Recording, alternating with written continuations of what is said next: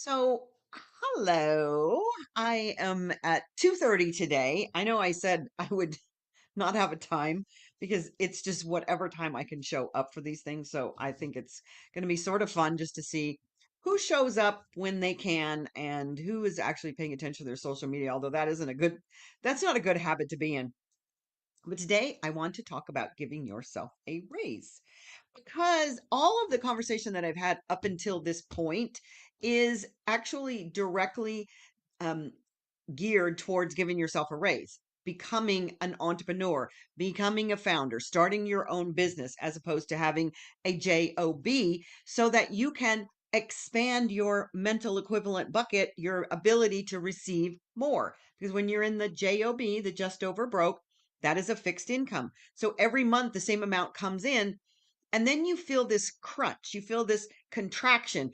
And then when prices go up or you have an emergency and you've not set aside money or you're living paycheck to paycheck. I know there's plenty of people out there. I used to be one of them many, many years ago. And I know how uncomfortable that is. And yes, at the same time, even when I was diagnosed with cancer in 2017 and I was broken on food stamps, it was a different feeling, even though I knew that it was a fixed income because I was on food stamps and I had just started being on Social Security. And the fact is, I knew it was going to end, number one. So part of that is starting this plan for yourself. So I'm going to give you some really interesting things to begin to think about from the 3D world, because I've been talking about purpose and passion a lot this week. Is this literally gives you a raise. Now, what do I mean by that? When you become an entrepreneur, and I used to years ago teach mortgage professionals how to calculate income for a potential borrower. So, just to give you a little bit of understanding of what I mean by that, you have an income. And if you're working in a job, you get a certain amount of money for what these employer pays you, and then all of this other comes out of it. So you actually are living on what your net pay is, not your gross pay. So it's unfortunate, especially it depends on if you're living in um oh, nope, nope, nope, nope. Cancel. Okay. Oh, goodness gracious. No, I'm not. Sorry. Micah, sorry. I was trying to hit something and I said, "Hello, Micah." I was trying to see something. Anyways, I digress. So you've got this income, and it's your net income. And depending on where you live, and it could be another country, it could be another state, there is these governmental agencies that want to suck all of your money away from you. That's why one of the reasons that I live in Texas is we have zero income tax. So I'll talk about that in a second. But the fact is I've often talked to people about how do you solve this affordability issue? You go move to a state at least that doesn't have personal income tax. What? So imagine that every month, I don't know, use California as an example. They have one of the highest personal tax rates in the world. And so you're living in California, and let's say you went from California to Texas and you had a remote job, which is kind of cool, and you got paid California wages, but you're not paying California taxes. And so now you live in Texas and you just gave yourself a pay raise. That's a way to do it. But here's the thing is if you are in a job, just over broke, fixed income, every month all of those deductions come out, whatever they're for, wherever you live, and you go by your net, which is you're just paying the government so that you can work, which I find hilarious. And if you are an entrepreneur, self-employed, and there's various structures, so I'll talk about structures on another day. There's um, sole proprietorship, partnership, corporations, etc., LLCs. I'll talk about those later.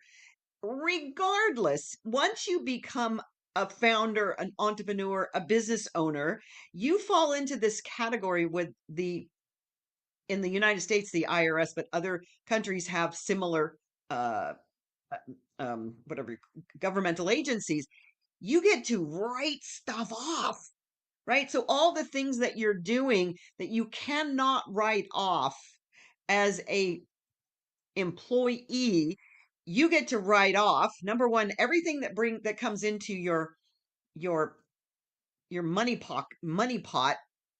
That's gross. It's not net. But then what you do, and when you when you complete your tax forms, you start to write things off so that you don't pay as much in taxes. So anytime, any way, and there's other ways you can do as an individual to write off deductions, and they're getting to be simpler in the US as of these new tax laws. However, you're still paying way too much. I promise you, you're paying way too much to somebody else for what you do. And so when you become an entrepreneur, you then become in control, in charge of that. Not only do you expand your bucket to receive, which is fantastic because now you can see that there's opportunities everywhere instead of this little pinhole where your job money comes from. So this is why it is so important to understand abundance in your life not only comes from purpose and passion and the joy that it creates from you, it also gives you an automatic raise. Now, I know that there may be some people say, well, I can't get a raise because I can't do anything. Well, that's not true. Everybody has this beautiful uniqueness about them. And we'll talk about how to turn that into and be sure to watch yesterday's video because I talk about that from the Ikigai perspective of how are you going to take this purpose and passion and then begin to translate it into the thing called monetization. I don't like the word monetization because it infers that you're taking your purpose and a passion and you're basically prostituting it, and that's not what we're talking about. But here's the thing is once you understand this principle that you give yourself an automatic raise. So how many different ways can you begin to think of how you can give yourself a raise if you are an entrepreneur? Number one is I'm going to have a different tax basis. And as I said, I'll talk to you about structures that give you better leverage for tax bases and write-offs and another video. But the fact is what's so important is that you give yourself a raise by having deductions. Woohoo! And that is many countries have this. I can speak to directly how the IRS works here. Since I have had so many experiences with the IRS, I can't even tell you. You give yourself a raise by looking at other ways to generate this revenue. Now, it isn't about the hustle around it because there is that 3D component, and that's very much the masculine playbook and structure that we've all lived in for decades and centuries.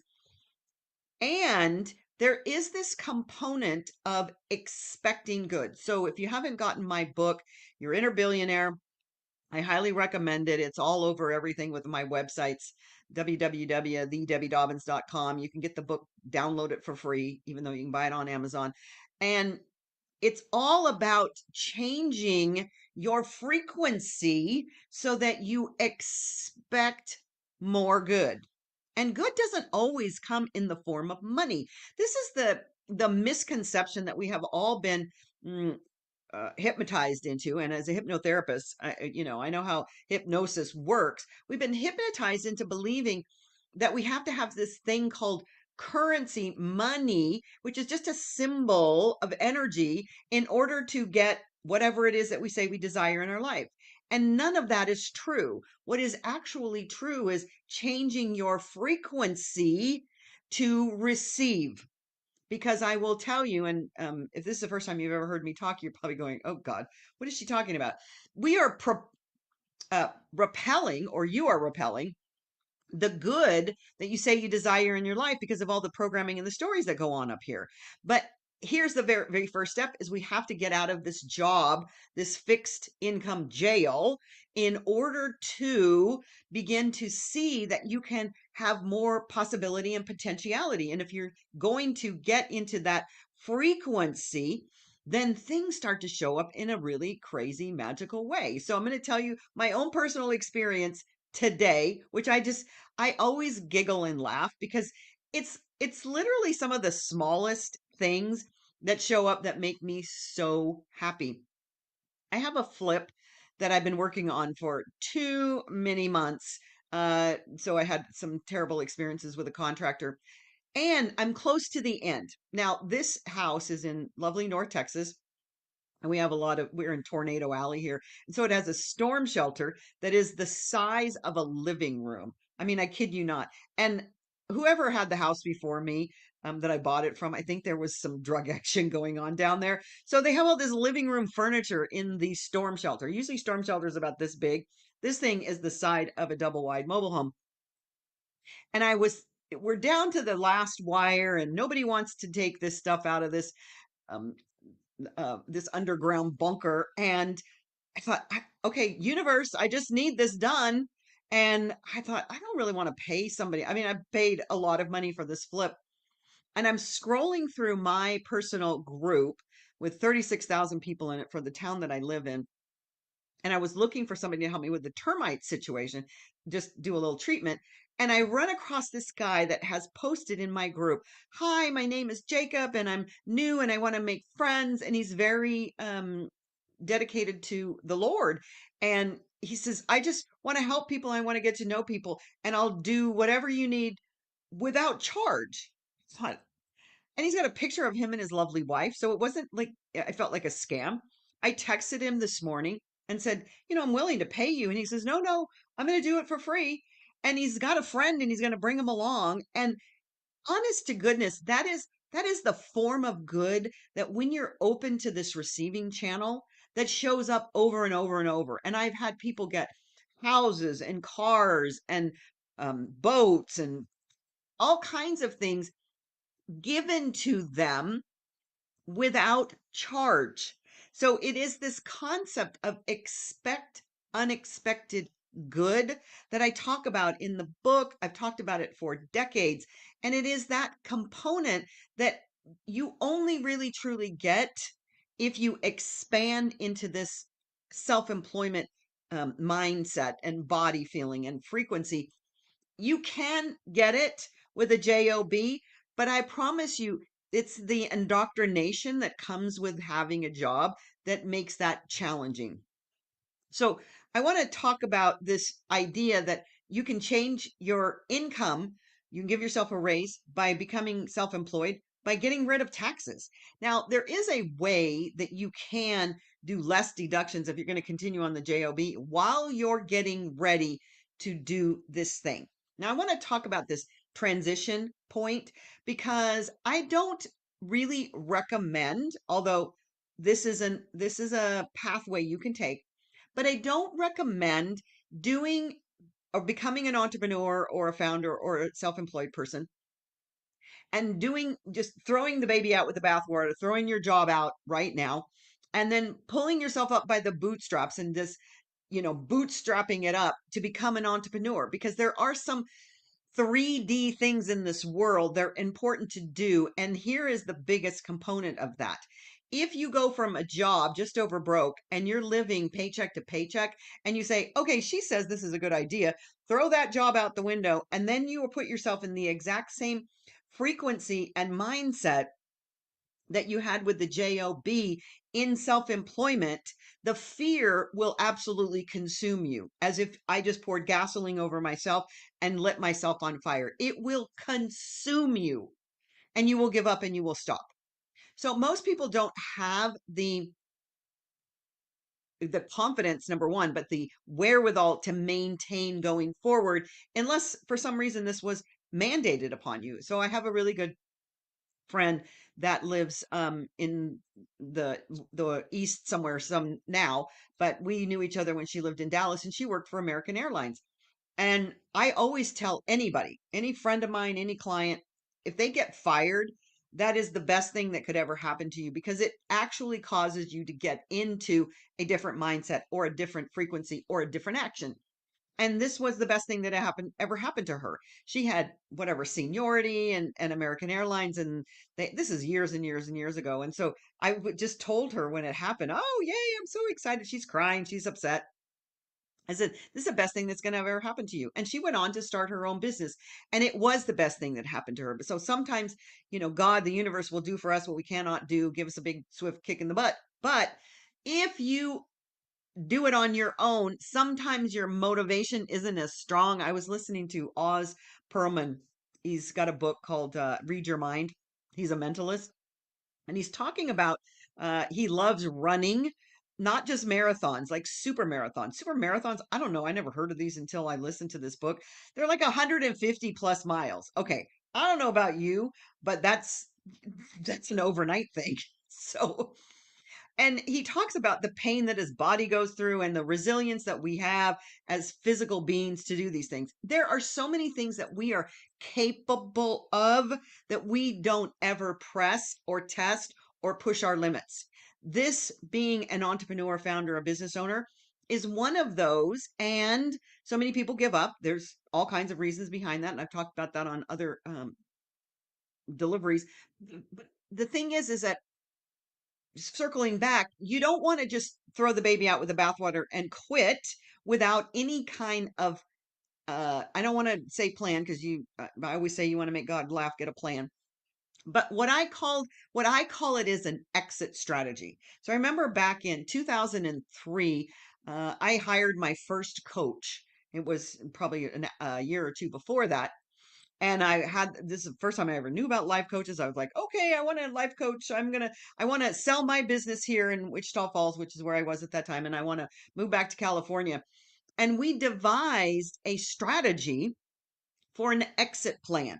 So I accumulated enough money for 12 months. This is the recommendation, 6 to 12 months. I think 12 is a good one, and you can do that. Even if you're in a job, you have to begin to do a little bit of a side hustle or something, but set aside some money so that when you get into this entrepreneurship, you don't go in it with that frequency of fear, because fear is the killer, is the death of abundance.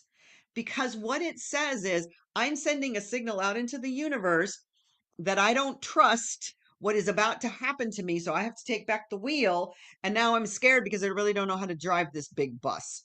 So, what I want to do is leave you with this idea that you are so important to pay attention to what it is that you really desire in your life. Start visioning about it. I asked yesterday for you to to write some things down, and now it's today and I've slept since then, so I can't remember everything I said. The thing is I want you to begin to start visioning what this life looks like. Who are you? What is your biggest dream, your blue sky dream that you aren't telling anybody? Because if you start focusing on that, you start visioning around that, you start giving that attention, then all of the entire universe, God, Yahweh, whoever you call it, starts to rearrange the whole cosmos to be in your favor. One of the things that I share on, I think it's on my website, there is an MP3 that I have. So it's called Everything is Working in Your Favor. Because if you start to really incorporate that every single day, you will see the things that show up in your life are absolutely incredible, because you're looking for things to be in your favor. And just because they don't look like it in this moment doesn't mean that they're not. And I encourage you to look back over your life and look at all the experiences, go back past or further than last week, but every experience that you've ever had, a year ago, 2 years ago, 10 years ago, that in the moment it was like horrible. Oh my God, I'll never get through this. And realize and notice that that is exactly what it took to get you where you are today. So we never know right now in the myopicness of our being, especially as these 3D creatures, that what is happening right now is driving us to either another door, another direction, another opportunity. And it feels uncomfortable right now. The truth is, it's just steering us in another direction, so that knowing everything is working in your favor always, not there isn't a moment when it's not. So if you really incorporate that energy, life is just so much fun. It's like going out doing a dance, going, wow, these are new steps. I've never learned these steps before. This is just super cool. So I want you to begin to listen to those whispers of, yes, everything is working in my favor, even though it doesn't maybe look like it, because you have this map that you live in that's telling you something like this happened before and I didn't like it. The fact is none of that's true. That's just our stories that we're telling ourselves. So let's start by thinking of how are you going to give yourself a raise? Maybe you reduce your deductions on your paycheck in the interim while you're getting ready to do this entrepreneurship. So I'm going to give you one little tiny secret, especially if you're in the United States of America. Now, I don't know the tax codes for every country. If you're listening from another country, you'll have to investigate your own. Even if you're an individual person, and you do what it's called being a solopreneur. It's being a individual person that's starting a business. And what happens is on our tax forms, our 1040 forms, there is this thing called a Schedule C. There's a thing called a Schedule C that you file as your business, your little tiny solopreneur business, and you can start writing things off. So here's what and I'm not an accountant, so I don't play one on TV or anything like that. I just know how the IRS works. You can read any of these codes. Nothing is secret. Just because you're an accountant doesn't mean I'm not going to give you, I'm not going to give you accounting advice. I'm going to tell you how that process works.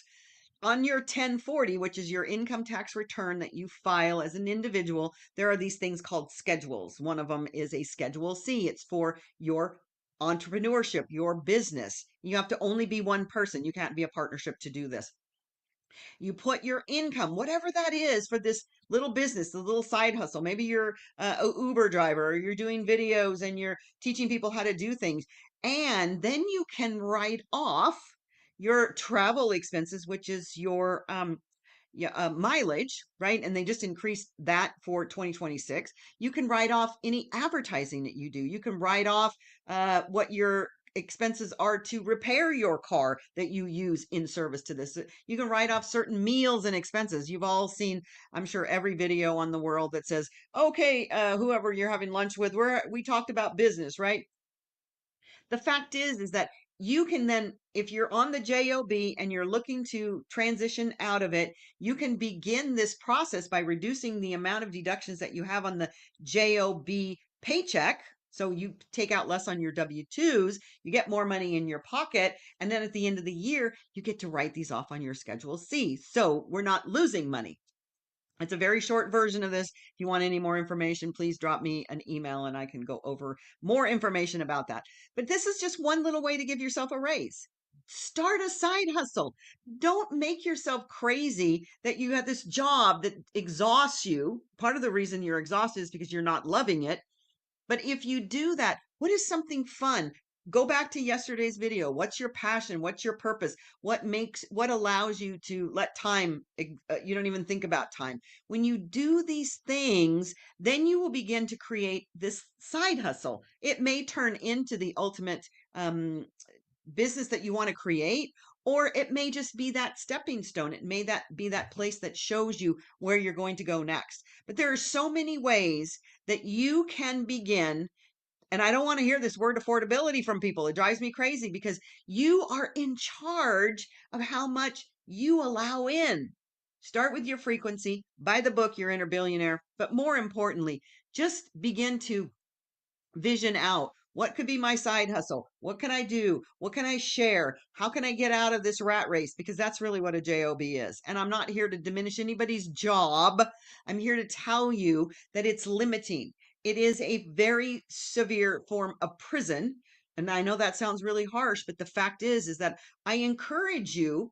And if you are a business owner, how do we up level that? How do we increase what we're receiving? And I'm going to talk about that tomorrow of how to outsource, right? Delegate, because you're spending so much time in your business instead of on your business that you're losing money too. So tomorrow we're going to talk about if you have your own business, how to give yourself a raise there. So I'll see you tomorrow. Thanks for coming, everybody. Edward, McKay, Micah. I'll see you tomorrow. Bye.